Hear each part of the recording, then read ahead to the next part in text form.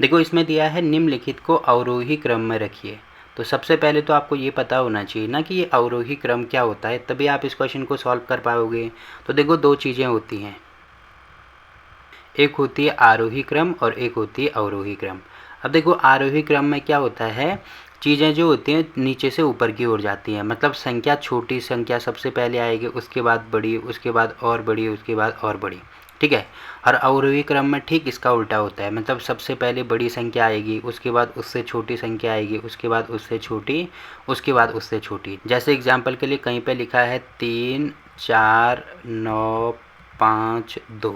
तो अगर मुझे इसको आरोही क्रम में लिखना है तो आरोही क्रम मैंने अभी आपको बोला ना, मतलब संख्याएं सबसे पहले छोटी संख्या आएगी, उसके बाद उससे बड़ी, फिर उससे बड़ी। तो देखो इनमें देखो सबसे छोटी संख्या कौन सी है, 2 है, तो सबसे पहले यहाँ पे आएगा 2। उसके बाद क्या है, उसके बाद 3 है तो फिर आएगा 3। उसके बाद क्या है, उसके बाद 4 है तो फिर 4, फिर देखो 5 है तो 5, उसके बाद 9। तो ये जो क्रम है इसको हम क्या बोलेंगे, आरोही क्रम।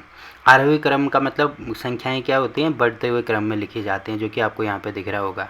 अब अवरोही क्रम में ठीक इसका उल्टा होता है, मतलब सबसे पहले बड़ी संख्या आएगी, ठीक है। तो सबसे बड़ी संख्या इसमें 9 है तो पहले 9 आएगी, उसके बाद 5 आएगा, उसके बाद 4 आएगा, उसके बाद 3 आएगा, लास्ट में 2 आएगा। तो ये चीज़ आपको ध्यान रखनी है कि अवरोही क्रम में क्या करते हैं, संख्या को, बड़ी संख्या को सबसे पहले लेते हैं, उसके बाद छोटी छोटी छोटी संख्या ऐसे करते जाते हैं। और आरोही क्रम में सबसे पहले छोटी संख्या को लेंगे और उसके बाद बड़ी संख्या की ओर जाएंगे। अब देखो बच्चे इसी में कन्फ्यूज हो जाते हैं कि कौन सा आरोही क्रम होता है, कौन सा अवरोही क्रम होता है। तो आरोही क्रम आपको ध्यान सिंपल ये रखना है, देखो इसमें 3 शब्द आ रहे हैं, 3 शब्द आ रहे हैं, और इसमें कितने शब्द आ रहे हैं, 1 2 3 4। तो यहाँ पे 4 शब्द आ रहे हैं। तो देखो इसमें कम आ रहे हैं तो इसीलिए कम से ज़्यादा की ओर जाएंगे, और इसमें ज़्यादा आ रहे हैं तो इसीलिए ज़्यादा से कम की ओर आएंगे, ठीक है। तो ऐसे इसको याद रख सकते हैं। अब देखो सेम टू सेम हमें इसमें यही पूछा गया है कि ये जो संख्याएँ हैं इनको हमें अवरोही क्रम में लिखना है। तो अवरोही क्रम का मतलब क्या है कि ज़्यादा से कम की ओर हमें जाना है। अब देखो आपको यहाँ पे दिख रही होगी ये संख्या भिन्न में हमें दी हैं, तो इनको अगर भाग करेंगे तो भाग करना थोड़ा कठिन है ना। तो क्या कर दो, सिंपल सा इनको 10 से गुणा कर दो। देखो यहाँ पे पहला पार्ट आपको दिख रहा होगा 2/9 है, फिर यहाँ पे दिख रहा है 2/3 है, फिर 8/21 है।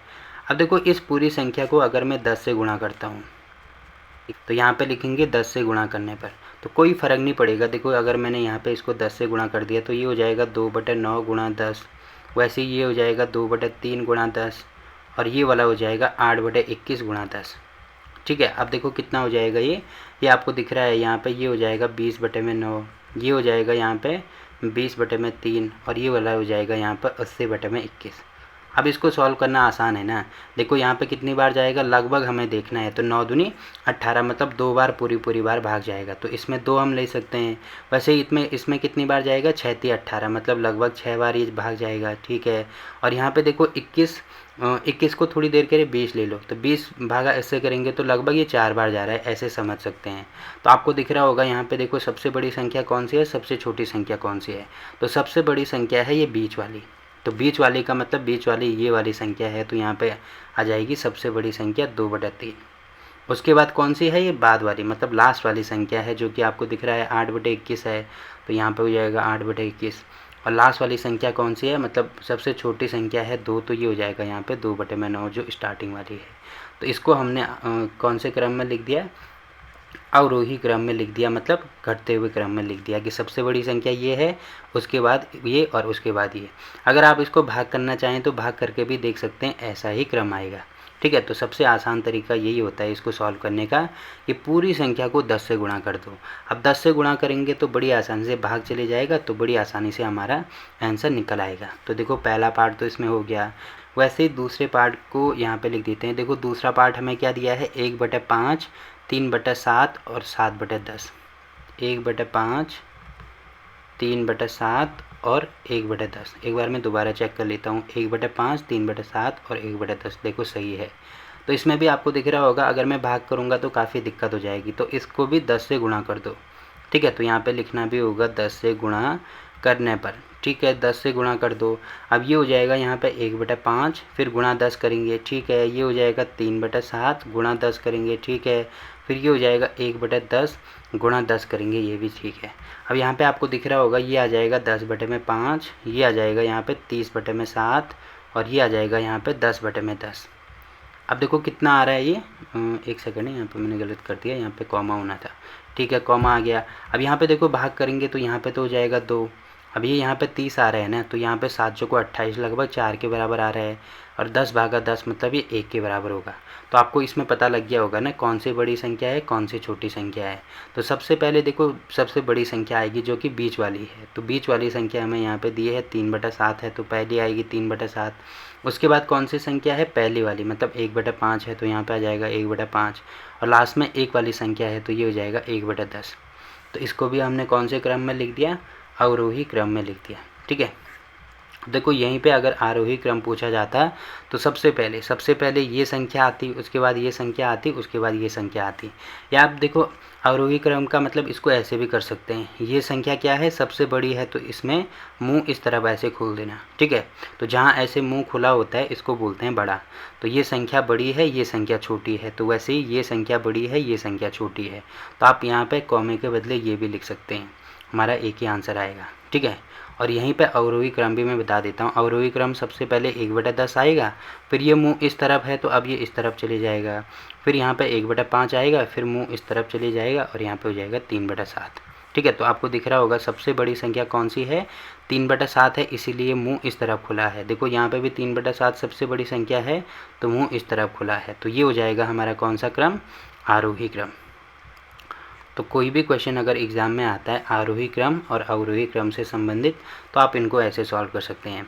अब देखो ज़रूरी नहीं है कि यहाँ पे 10 से इसको गुणा कर दो, किसी भी संख्या से आप गुणा कर सकते हैं, चाहे 10 से करो, 20 से करो, 30 से करो, कोई फ़र्क नहीं पड़ेगा। अब देखो अगर 8 से किसी संख्या को गुणा करते हैं, या 18 से किसी संख्या को गुणा करते हैं, और 10 से किसी संख्या को गुणा करते हैं, तो देखो ज़्यादा आसान कौन सा है, 10 से गुणा करना आसान है ना, तो इसीलिए क्या करते हैं हम इसको 10 से गुणा करते हैं। अगर आप किसी और संख्या से भी इससे गुणा करना चाहें तो कर सकते हैं। जैसे एग्जांपल के लिए अगर मैं 10 की जगह पे इसको 8 से गुणा करता हूँ, तो 8 से भी गुणा कर सकते हैं, कोई फ़र्क नहीं पड़ेगा। तो देखो यहाँ पे हो जाएगा ये 8/5, फिर ये हो जाएगा 8×3 = 24/7, और ये वाला हो जाएगा कितना, यहाँ पे 8 करेंगे तो 8/10। अब देखो दोबारा ये ऊपर छोटी संख्या आ रही है, नीचे बड़ी संख्या आ रही है, तो इसमें दिक्कत होगी ना।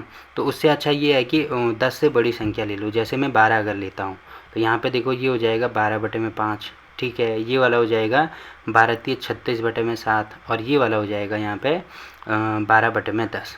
अब यहाँ पे सॉल्व करेंगे तो ये कितना हो जाएगा, 5 दूनी 10, तो 5 दूनी 10 2 बार गया, फिर यहाँ पे इसको भाग करेंगे तो ये कितना हो जाएगा, 7 चौको 28, 7 पंजे 35, तो लगभग ये 5 बार हो रहा है, ये 2 बार हो रहा है, और ये कितना हो जाएगा 1 बार। तो आपको यहाँ से भी दिख रहा है कौन सी संख्या बड़ी है, देखो 5 सबसे बड़ा है, तो इसका मतलब ये जो बीच वाली संख्या है, अब बीच वाली संख्या तो वही है ना 3/7, तो ये सबसे बड़ी होगी। उसके बाद कौन सा आ रहा है, उसके बाद 2 मतलब पहले वाला आ रहा है, तो उसके बाद ये होगी, और लास्ट में कौन सी है, 1 है, तो लास्ट में ये वाली हो जाएगी। तो वही चीज़ तो हमने यहाँ पे लिखी है कि सबसे बड़ी ये, उसके बाद ये जो पहली वाली आपको दिख रही है, और उसके बाद जो लास्ट वाली दिख रही है। तो आप किसी भी संख्या से गुणा कर सकते हैं, कोई फ़र्क नहीं पड़ेगा। बट आपको ये ध्यान रखना है कि अगर मैंने इसको 10 से गुणा कर दिया तो इसको भी 10 से करना होगा, इसको भी 10 से करना होगा। ऐसे नहीं करेंगे कि यहाँ पे 10 से गुणा कर दिया, फिर यहाँ पे 8 से कर रहे हैं, यहाँ पे 7 से कर रहे हैं, तो फिर हमारा आंसर गलत हो जाएगा। अगर कोई भी संख्या हम लेते हैं तो इसको भी उसी संख्या से गुणा करना होगा, इसको भी और इसको भी, ठीक है। तो इस चीज़ का आपको ध्यान रखना है। तो देखो यहाँ पे क्वेश्चन नंबर 2 भी कंप्लीट होता है। अब देखो अगला क्वेश्चन क्या दिया है इसमें, देखो इसमें दिया है एक जादुई वर्ग में प्रत्येक पंक्ति, प्रत्येक स्तंभ एवं प्रत्येक विकर्ण की संख्याओं का योग समान है। तो क्या यह एक जादुई वर्ग है कि नहीं है, ये हमें दिखाना है। तो देखो इस टाइप का क्वेश्चन हम प्रश्नावली 1.1 में भी कर चुके हैं। तो क्या करना है हमें, देखो पंक्तियाँ मैंने आपको बोली थी, ये होती हैं पंक्तियाँ, पहली पंक्ति, दूसरी पंक्ति, तीसरी पंक्ति, तो इनको हमें जोड़ के दिखाना है, कितना आएगा। वैसे स्तंभ ये वाले होते हैं, तो पहला स्तंभ, दूसरा स्तंभ और तीसरा स्तंभ ये वाला हो जाएगा, इनको भी जोड़ के दिखाना है। और लास्ट में विकर्ण दिया है, तो विकर्ण एक तो ये वाला हो जाएगा और दूसरा ये वाला हो जाएगा, ठीक है। तो इनको सॉल्व करके दिखाएंगे। तो सबसे पहले यहाँ पर लिखेंगे पंक्तियों का योग। तो यहाँ पर पहली चीज़, क्योंकि इसमें पंक्ति दी है ना, तो यहाँ पर मैं लिख देता हूँ पंक्तियों। अब देखो योग क्यों कर रहे हैं, क्योंकि क्वेश्चन में हमें दिया है कि इनका हमें क्या करना है, योग करना है। तो ठीक है, योग करना शुरू कर दो। तो पहली पंक्ति आपको दिख रही होगी यहाँ पे, ये है 4/11। देखो पहली ये वाली पंक्ति है, तो 4/11 प्लस 9/11 और प्लस में 2/11। अब देखो ये भिन्न वाली संख्याएं हैं ना, भिन्न वाली संख्याओं को कैसे सॉल्व करते हैं, पहले हर समान करते हैं। तो हर तो ऑलरेडी समान है, तो यहाँ पे देखो हर में आ जाएगा 11, और ये जो अंश वाली संख्याएं हैं इनको हम डायरेक्ट जोड़ सकते हैं। तो ये हो जाएगा 9, 10, 11 और 4 कितना हो जाएगा, ये 15। तो ये आ रहा है 15/11। तो पहली पंक्ति को योग करके हमारे पास आ रहा है कितना, 15/11, जिसको कि मैं यहाँ पर नहीं बल्कि इसको और नीचे लिख दूँ। ठीक है, ये हो जाएगा यहाँ पे 15/11। ठीक है, अब यहाँ पे देखो पहली पंक्ति हमने जोड़ दी, वैसे ही दूसरी पंक्ति को जोड़ेंगे तो ये हो जाएगा 3/11, फिर प्लस 5/11 और प्लस 7/11। तो पहली पंक्ति ऊपर वाली थी, दूसरी पंक्ति ये वाली हो जाएगी। तो इनको जोड़ के देखो कितना आ रहा है, देखो हर इसका भी समान है, तो अंश वाली संख्याओं को हम डायरेक्ट जोड़ सकते हैं। तो ये हो जाएगा 7 और 5 12 और 3 15। तो ये भी आ रहा है 15/11। ठीक है, और जो लास्ट पंक्ति है इसमें है 8/11, यहाँ पे हो जाएगा 8/11 प्लस 1/11 प्लस 6/11। अब इसको भी जोड़ेंगे, देखो इसका भी हर समान है, तो यहाँ पे 11 आ जाएगा, 8 और ये हो जाएगा, यहाँ पे पहले लिख देता हूँ 8, 1 और 6, तो 6 और 1 7, और 8 और 7 ये हो जाएगा 15। तो ये भी 15/11 आ रहा है। तो इसको जोड़ के देखो यहाँ पे 15/11 आ रहा है। ठीक है, इसको जोड़ के भी 15/11 आ रहा है, और इसको जोड़ के भी 15/11 आ रहा है। तो सबको जोड़ के 15/11 आ रहा है, तो पंक्तियों को हमने जोड़ दिया ना। अब हम क्या जोड़ेंगे, ये जो स्तंभ हमें दिए हैं इनको जोड़ेंगे। तो यहाँ पे देखो, यहाँ पे आप नीचे लिखना, मैं भी नीचे ही लिख देता हूँ, यहाँ पे लिखेंगे। तो देखो यहाँ पे लिखा मैंने स्तंभों का योग। तो स्तंभ कौन कौन से आपको दिख रहे हैं, आपको दिख रहा होगा पहला स्तंभ ये वाला है, तो यहाँ पे है 4/11। ठीक है, अगली संख्या है 3/11। ठीक है, और अगली संख्या है 8/11। तो स्तंभ पहला 4/11, 3/11, 8/11। ठीक है, पहला स्तंभ ये वाला आ रहा है, पहले मैं स्तंभ लिख देता हूँ। दूसरा ये वाला है कि 9/11 प्लस 5/11 और प्लस 1/11। ठीक है, दूसरा ये हो गया, और तीसरा हो जाएगा हमारे पास 2/11 प्लस 7/11 और अगला हो जाएगा 6/11। ठीक है, तो देखो तीनों स्तंभ हमने यहाँ पे लिख दिया। अब इनको जोड़ना है, तो यहाँ पे आपको दिख रहा होगा हर समान है, तो बटे में तो आ जाएगा 11, फिर ये हो जाएगा 4 प्लस 3 प्लस 8, तो 8 और 3 11 और 4 ये हो जाएगा 15। तो यहाँ पे भी आ रहा है 15/11। वैसे ही इसको सॉल्व करेंगे तो यहाँ पे भी 11 आएगा, 9 प्लस 5 प्लस 1, तो 9 और 1 10 और 5 15, ये भी आ रहा है 15/11। वैसे ही अब इसको जोड़ेंगे तो यहाँ पे आपको दिख रहा होगा बटे में आ रहा है 11, फिर ये हो जाएगा 2 प्लस 7 प्लस 6। ठीक है, अब देखो 7, 8, 9 और 6 ये भी आएगा 15/11। तो आपको दिख रहा होगा ये जो स्तंभ हैं, ये जो स्तंभ हैं इनको जोड़ के भी कितना आ रहा है 15/11। यहाँ पे भी आ रहा है 15/11 और यहाँ पे भी आ रहा है 15/11। अब जो विकर्ण है उनको भी जोड़ेंगे, तो यहाँ पे लिखना होगा विकर्णों का योग। ठीक है, अब इनको जोड़ेंगे, देखो विकर्ण कौन कौन से होंगे।